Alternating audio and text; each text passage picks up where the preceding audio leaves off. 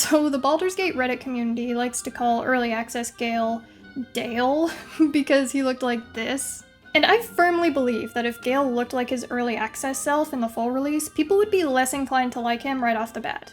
Gale is the English lit teacher you and your friends crushed on in school. Dale sells stolen motorcycle parts out of his cousin's dilapidated garage. That is called pretty privilege, my friends. Early access Dale called himself a prodigious wizard of much acclaim, and like Gale, he hoped to impress Mystra and prove himself worthy by finding the lost weave. But unlike Gale, Dale was originally spurred to action because Mystra broke up with him. In the full release, Mystra doesn't actually end things with Gale until after he's saddled with the magical bomb.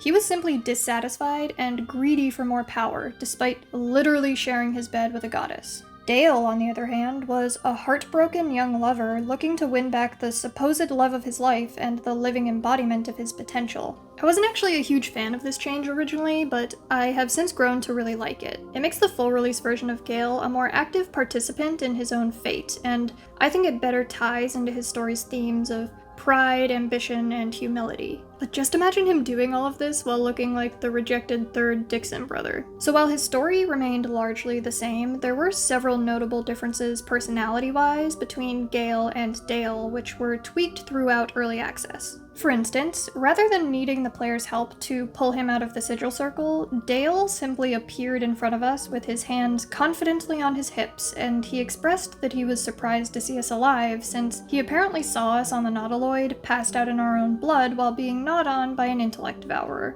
If your reaction to that information is to wonder why he didn't help us, that was my first thought as well. There was also a camp cutscene wherein Dale tried and failed to perform a simple spell. He was visibly angry and evasive, but a few past persuasion checks told us everything we needed to know about that whole business with Mystra. He boasted about his previous abilities to perform dazzling magical feats and expressed frustration in his lessened power, even likening his mastery of magic to being akin to godlike prowess.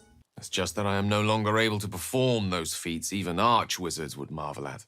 To have one hand on the pulse of divinity. For the record, I wish we had kept this scene in the full release. I think it's really interesting to watch him struggle like this when he's usually so put together when it comes to his use of magic. This really illustrates the impact his choices have had on him, and it gives us an in-canon reason for why a supposed archmage is level 1 at the start of the game. Overall, there was a sort of sinister and arrogant edge to Dale's otherwise upstanding demeanor in early access, and as such, a lot of time was spent in the online community theorizing that he would betray the player or that he was secretly one of the main villains or something of the like.